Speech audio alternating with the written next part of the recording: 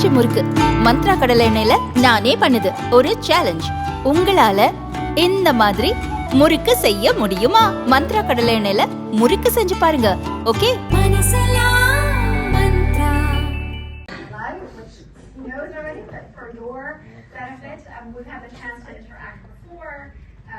He is here as part of the Gurakhal Chevening program, with which we've again, I've interacted before, and I asked him in the elevator down here how he was enjoying that time, and he said, "I'm a changed person." I said, really? You know, how is it changed? I said, wait, let's hold that. Tell everyone how has the time? So you know, we are part of an institution. University in general that prides itself on you know, really spirited and open dialogue and debate. And in particular, the Blavatsky School of Government, we believe that if you change government by just a little bit, you really are able to change the lives of many people. In India, of course, that's 1.4 billion people. So just give us a little flavor of how. I'm glad that Professor, you asked me this question. I still remember when Professor Maya Tudor was in our class, and she made her point of view, and it's a well-known fact that as a researcher they have a point of view, and it is also a fact that everybody will have a point of view because we look politics very closer. I've seen in the game inside. I remember the long conversation both of us had over emails. I wrote an email to Professor and she was kind enough to reply to me. Then I wrote an email. I believe that is the greatness of Oxford. And when you come here, you engage with anybody, even a great political scientist and economic scholar, and everybody sits in the same forum. That is a great thing for me. And fortunately, unfortunately, Professor, at one point of time, India was a great country in terms of education and learning. The Nalandas and the Taxilas, if you look at it, and fantastic places of learning. But somehow, colonial conquest, at different points of time, we lost many things. So we are trying to get back into that space where our academic centers can be world class. And in the latest world ranking, 46 Indian colleges have gone into the US world ranking. It was 11 previously, now we are 46. We want to get there. When you look at this eminent institutions like Oxford, we just pride that India should also have something like that soon, where children come here, they take all kinds of questions. You go somewhere, somebody is for Palestine, somebody is against Palestine, somebody is for Gaza, somebody is against. But when we talk to those kids, everybody has got a point of view, and it is not necessary that you should just shut somebody down just because he's got a different opinion. That is a big thing in Oxford. The second, for me, everywhere is the quality of resources Oxford has got. The libraries, the accessibility it gives you. And even here, and you are very kind enough, and respectable member of the audience had a very different point of view with you, and somebody had a different point of view with you. And it is a greatness that we sit in the same forum, and then we engage, and we all have different points of view, but I try to find a common way inside. This I see in Oxford day after day, class after class.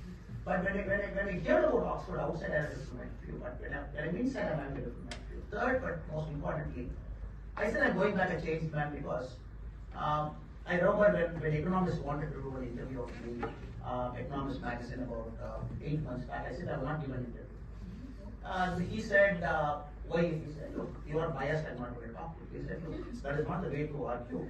I said, okay, if that is the case, we will do one thing. I'm opening my life to you for 4 days. You can tag along with me. Everything you see.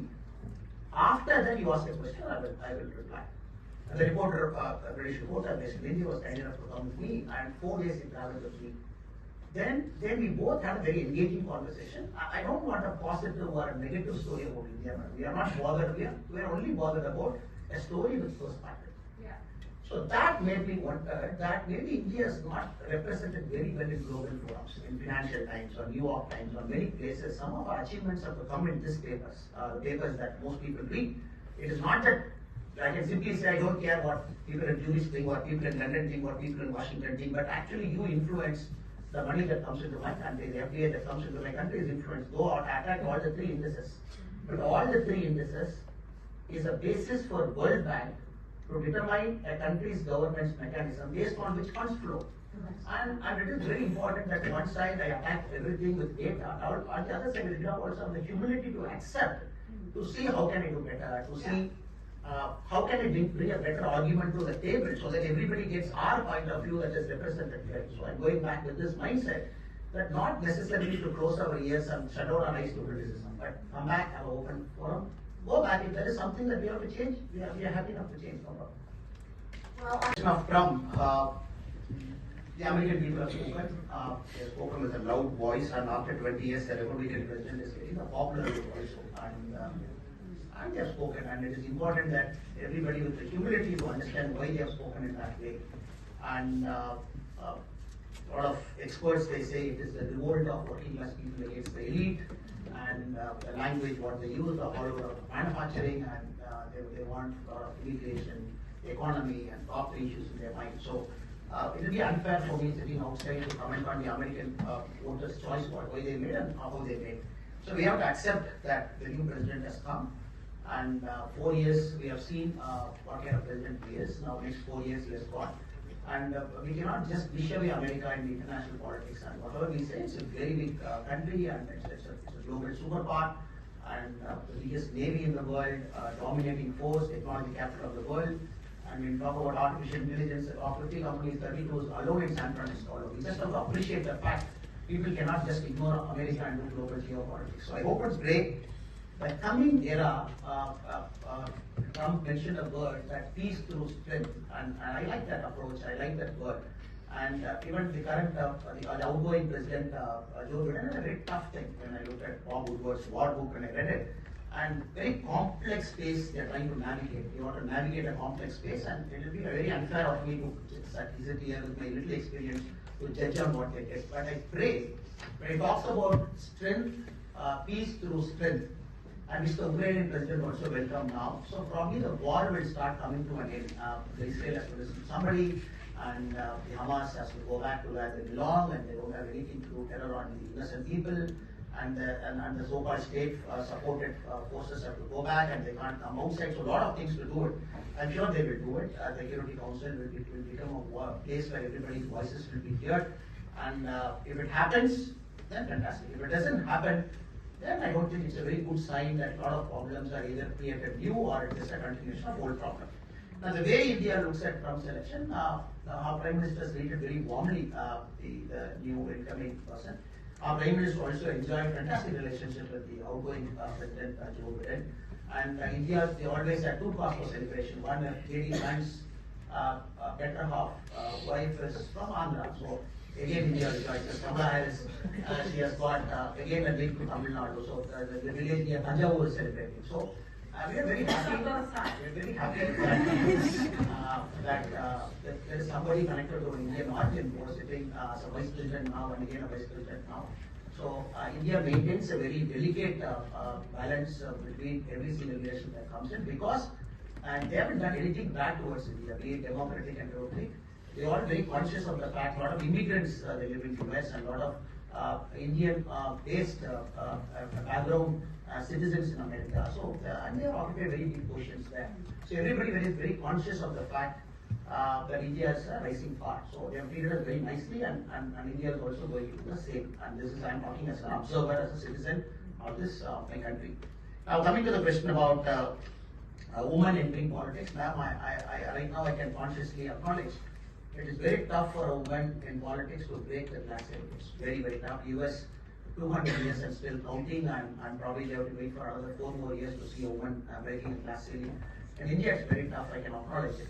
But I'm also very happy the recent 106th Amendment of the Constitution, which says 33% of MPs will be reserved for women, 33% of all legislative assemblies will be reserved for women. So in House of Commons, when we go to the Parliament in Britain, we see a lot of women voices. We see fantastic articulation happening here. I look forward to a day, possibly it should happen in 2029 Lok Sabha. Before that, everything should fall in place. 33% MPs, 33 plus, minimum 33 plus, women should start going in. That's the first thing. Second, you should some way get into politics, and there are many ways to get into politics, not necessarily be in the field. And now politics is giving you the option. You can just be a researcher, you can just give an input, you can be in social media, and you can contribute in different wings of the party, and not necessarily gone on the days when you got to be in the field. And now you can still sit in UK and do politics in Tamil Nadu, because technology makes it possible. I would only tell you, take small steps, take it for 6 months, see whether you're liking politics, you're able to contribute, you're feeling happy, you're feeling meaningful. Once you feel confident, jump into it. And of course, you have to convince your parents, your family, and everybody. It's a long process. But the country is really opening the doors. And we hope that 50% of our panchayat is reserved for women. And gone are the days of husband controlling the wife because she is the panchayat president. Now we are seeing very clearly our mothers and sisters, they are sitting in positions of influence and dictating. So the ground is actually very good now. You just have to take that call, just jump off the cliff with a bit of boldness. Instead all in your lap is my thing. And secular state, I can care about democracy? Is it just a buzzword, right? Is there something more about it? Look, the research really shows that democracy actually, in the long term, really matters for growth. And the reason it matters for growth is things that we've seen play out in China recently, right? So when you don't know what your citizens are thinking, when you can't hear them criticize the government, and that's a source of information. So when citizens can say to your government, this is what I think you are doing wrong. And it's not just about the involvement of elections, which are fair and free in India, but it's about the ability of citizens to organize and to dissent, and for media to be free. And so it's not just that these organizations have downgraded India into this hybrid territory. It's not just about the name democracy, because after all, perhaps the least democratic country in the world, the Democratic Republic of North Korea, has democracy in its name. So it's not just a name, it's a set of institutions. It's the ability to criticize your government. Do you think that exists in India today? I'm very glad that you asked me this question at Oxford now. And I'm very, very happy to answer this. I just hope and pray I get a little bit time to answer. That's very important. I have to put a certain context here. And yes, people measure democracy. Three indices. The World Freedom Index measures, the Economist Democratic Index measures, and we have varieties of democracy measure. One is from Stockholm, one is from the Economist magazine, one is from US. Now, my critique of the way they measure always is, if you look at the World Freedom of Index, the World Freedom House, the way they measure, they say, after 2019, India's democracy has taken a turn for the worse. That is the word they give. And very specifically, they attribute two things: removal of Article 370 in Kashmir and the NRC in Assam. The two things they clearly attribute. Now, for the sake of audience who are sitting here, they have to understand 1970 when the Freedom House Index started. It was done by one professor assisted by his wife for 20 years. As a single person, I just want the professor to just allow me for 2-3 minutes. I'll be very happy to hear your argument. 20 years, one professor. In 1990, the same professor who started this index, he said, I measure democracy in a country by my hunch and my belief. Now all we are asking is, yes, everybody has got a right to measure democracy in a country. We want people to come and measure democracy, and experts like you to say. But the question is it actually measured? If you look at the Economist Democracy Index unit, it takes its value from the World Freedom of Values Index. From 2012, no survey has happened in India. So Economist magazine is forced to give 60 questions to experts who grade India's democracy, and Economist publishes that as India's democratic index. I'm only asking the audience and you whether it's a fair way of measuring a democracy. Maybe it's not. I'm just answering. I'm answering. Yeah.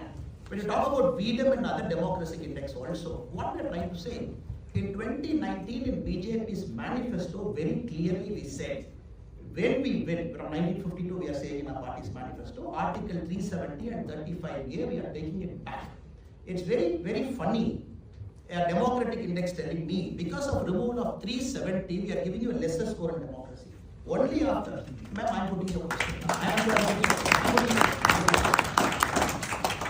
In England, will you accept a girl born in Scotland, if she gets married outside Scotland, she will lose her right to property? Will you accept it happening in India? A girl born in Kashmir, born in Kashmir, if she gets married outside Kashmir, she loses the right to property. Article 370, by removing, we have given her back the property. So democratic index should give us more score for removing this. I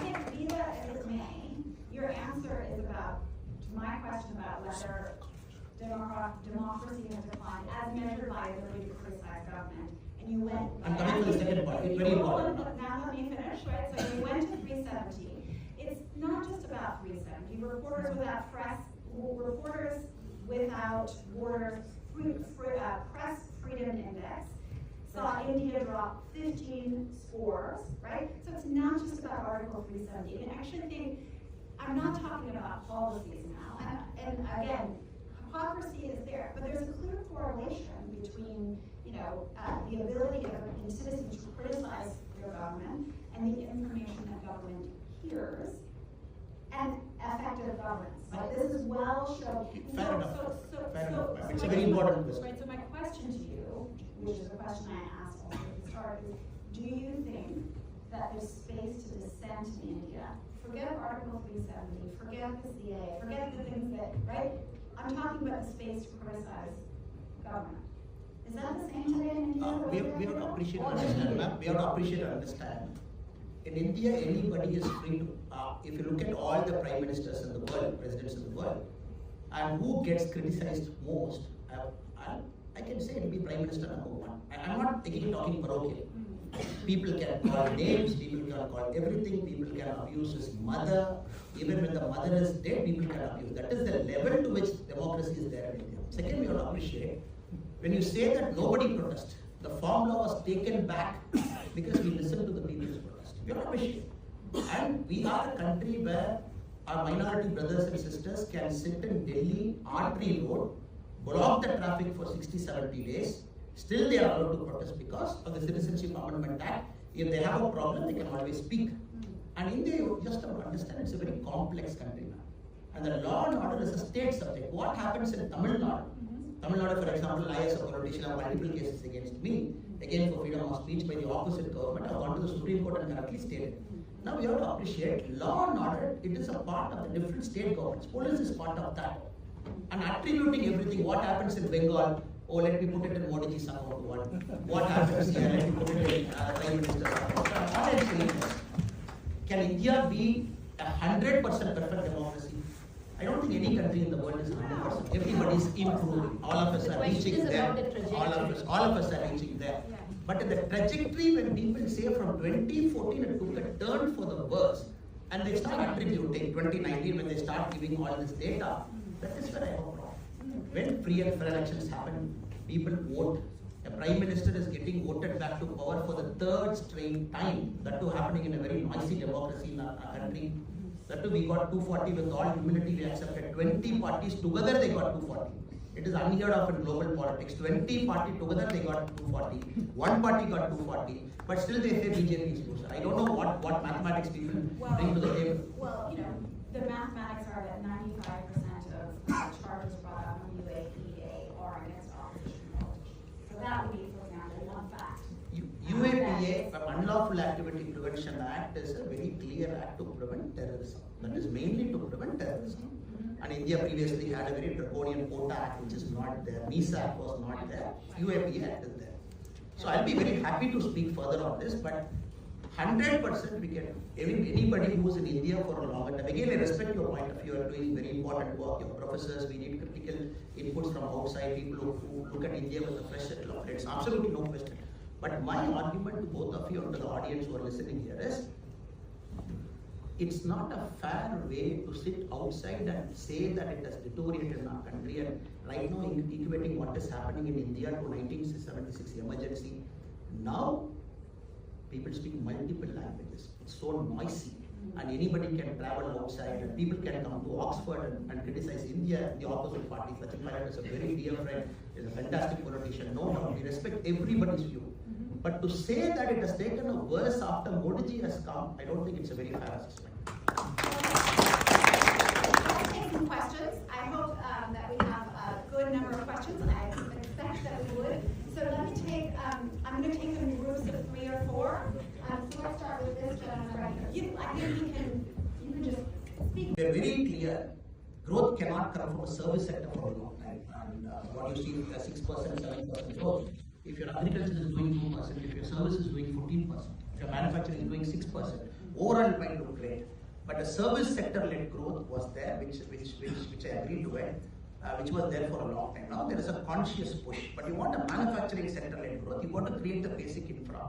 And India, people want to transfer goods faster from point A to point B. Unless you have roads, unless you have trains, unless you have faster ways of transporting those things, India might not become a manufacturing capital for many companies. So I would say, last 10 years, very consciously, the current government is building basic infrastructure. Now, answering the second part of your question, growth with jobs. Of course, this is a common argument that we have in Indian politics, especially with all the other political trends also, even this 2024 election. And we keep arguing at different data sets. For example, when we look at what we have done, what we have achieved actually growth with jobs. It has gone down to the smaller and medium sector. The Mudra loans is flowing, 24 lakh crore given. 69% of Mudra loan beneficiaries are women. So a lot of things are happening at the ground level. From the top, when anybody sees, yes, of course, it's a big country, 142 crore people, a lot of engineering graduates, a lot of graduates are just passing out every single year. You need to create productive jobs. That's a challenge for any government. But to compare a Congress era, a Rajiv Gandhi era, a Manmohan Singh era, probably a Vajpayee era, to a Modi era, I would say each was a very different era. Now, what we are achieving is a faster growth, probably a longer foundation, a solid foundation. And very soon we want India to be a manufacturing capital of the world. And things are pointing towards that direction, but it's a work in progress, yes. Would you regard the Make in India as a success story? Ma'am, you have to look at again Make in India with a very different set of lens, an economic lens, a social lens, a different set of lens. When before the Make in India program, India was a net importer from China. If you look at the balance of trade between both the countries, it was abnormally rich, and every single product is China. And you have to find a way to come out after a point of time, de-link it, try to make smaller companies, try to create the culture of innovation, create the culture of intellectual property protection. So everything has to happen. So Make in India, I'm sure you will look at a complete lens where not only creation of jobs, but also creation of that ecosystem, also creation of that infrastructure, which will actually keep pushing. I would argue Make in India with a very specific focus that Indian companies have to grow. Unicorns have come, we have 114 unicorns now, which is not an easy thing. At 2014 it was 12, now we are looking at 114, and all of these unicorns are creating more jobs. That is why I keep joking. India's startup ecosystem valuation, $269 billion, is more than the GDP of Pakistan. And we want Pakistan to do well, we want all our neighbors to do well. Just to put things in context, the startup ecosystem of our country is just alone more than the GDP of Pakistan. The startup ecosystem, 110,000 startups, and we are slowly and steadily, and probably the third largest. So I would say it is working, but you want to take all angles into consideration before we make a judgment about how Make in India is progressing. That would be my argument. You hold our applause with me in terms of having a good conversation. So there are two things that I want to come to my next question, which is about India's changing role in the world and its emerging presence on the world stage, right? In terms of the Asian century and so forth. Before I do that, I know that a number of you have your phones out and are recording, which is absolutely fine. But I neglected to say that we are operating here under Chatham House rules, so please do not post this on social media. Why do I ask this? Because it's actually very important to the ability of everybody in this room to ask fair and tough questions. So please, by all means, record. Just don't post, please, on social media so that we can keep this conversation. Excuse me, can you clarify what Chatham rules is? A lot of people are from India, they don't know. Yeah, sorry, helpful question, thank you. Chatham House rules means you are free to discuss the content of what we discussed today, but you do not identify any individual person as having said X, Y, and Z. So that allows you to talk about things that were interesting and things that came up, but without necessarily identifying people who may become in the world, especially in virtual worlds, as the kind of object of ire. Yeah? Okay, so this is the year of elections. We've had billions of people will have voted by the end of the year, and it's a world in which we potentially a changing world order. It is certainly a changing world order because China has massively risen. India is sort of poised for the largest kind of growth in GDP, at least among developing countries. And so, along with that, is enable or not. India is not going to enable incursions into its territory. It's going to not enable Pakistan to send terrorists to Mumbai. Right? There are certain things that you make decisions on things that you don't enable. So it's a nice soundbite, but what do you want to say? foreign policy other than, self-interest. Now, it might just be that absolutely while India is growing, we're not choosing sides, we're going to sort of pursue India's interest. And I think that's actually a fairly legitimate thing to say, but actually to spin out what does that mean for foreign policy, because the world is looking to India for leadership on this. Yeah. Now, only thing is we want the world to be fair with all the past. When incursions happened into our country by China in 2020 and different points of time, why was it not spoken in the same breath like the Russia-Ukraine invasion? And the great powers of the world, and they try to make something if it suits them. Again, I'm not making a judgment about the great powers of the world. Russia-Ukraine, the way it is spoken, why not the India-China, the way it is spoken in 2020? Yeah. I hope and pray that countries, when they sit, they have a moral choice, they make it. And you cannot have an institution that is created post-World War II that doesn't represent a country well. And you expect India not having a veto power, and we are just a spectator. Once in 6 years, we get to be a member of the acting council. And then you also have to understand, man, what more can a country do?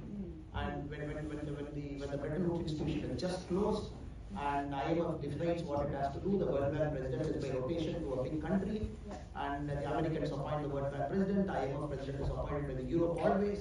And the fair question that I am trying to make is, when people look at India for moral choice, the so-called big powers have to appreciate to the changing reality, the Bretton Woods institutions has to change. And without having power, how can somebody take a moral choice? That's actually what I thought you were going to say. That a clear foreign policy would be a seat at the Security Council. And then let me pass it over. Yeah. So, people tell me, no, I come into politics after 5 years, I want to do a business. But the label of being a politician is always with you. So my advice is take the time to think twice. Once you decide you want to jump in, get all these attributes in order. Financially, are you okay? And your family is okay with it? Because you getting into politics full time is a trouble for some. And these are the important questions. Last but not the least, go closer to your ideology. It's not always that you can stick to an ideology. It's not necessarily possible. And if you take British politics as an example, you have libertarians, you have conservatives, you have Labour, you have independents. So many people, when you look at their speech, probably it is not clearly that is what their ideology is. I would only say, go closer to your ideology. And I'm speaking this with a lot of thinking. Whichever party you think closer to your ideology, that you are comfortable being in that party, representing that party, and probably very important, you should have a seat also open to you. And many seats in politics are not safe seats. I think the way in Britain it works is you take a tough seat, probably 2 times, then probably you get a better seat. India also, some seats are very tough. So it's a long process and a bit of luck as well. So I hope that students here, that they are in Oxford, one of the great school of government. So I'm sure they will have a lot of tools before they make the decision. Yeah. Great. Pandey. Great. So you referred to welcome to the Developing School, and you mentioned talking about that you were not able to solve deeper problems, and that is one of the motivations that got you into politics, right? So thinking about sort of India's growth story, and I realize that you're a very young person, and I know some of this is even before your time, but if you look at sort of what is regarded as being sort of big. Third question is very, very important question, very fascinating question also. And we always believe in politics, you exist to form a government, and that we should be very clear, and you cannot keep riding on somebody's coattail for a long time. In Tamil Nadu, we are bold enough to make that decision now. It's a long process, it doesn't happen overnight.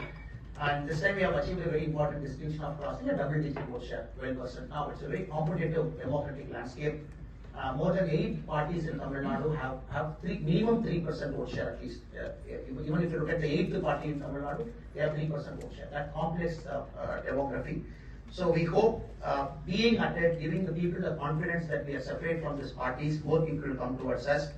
And with respect to the demographic shift, yes, youth is always a harbinger of hope. And Tamil Nadu, we are seeing the shift of youth first. And women are shifting in a big way now. We are seeing that also. The so-called intellectual class, which doesn't vote much, this election, it was a hope for us. The so-called intellectual class, they came out, they voted in a big way across Tamil Nadu. So you want to tap into all the 3 segments in the coming elections also. Again, I say, it's not going to happen tomorrow, it's not going to happen 2025. It's a long process, but we are well prepared to stay in the game for the next 10 years, to build a huge base for ourselves. And people should have the confidence that standing alone next election, you will not go back for knowledge. It's a very important politics. You do it and all the hard work goes to a waste.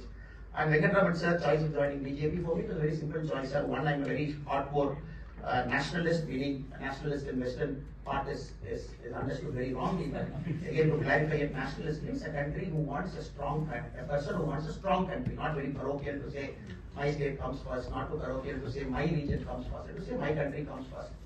Natural choice. Second, I'm always a big admirer of Modi, and I'm very open about it. Sometimes the leader attracts you more than the ideology. So I felt at this point of time, all of us should stand with Modi and contribute to his vision. So for me, it was a very easy choice. In a foreign land, that India is a secular state. We are very clear right from the day of independence. Even you will acknowledge this, that the minorities should be treated fairly, and everybody is clear about it.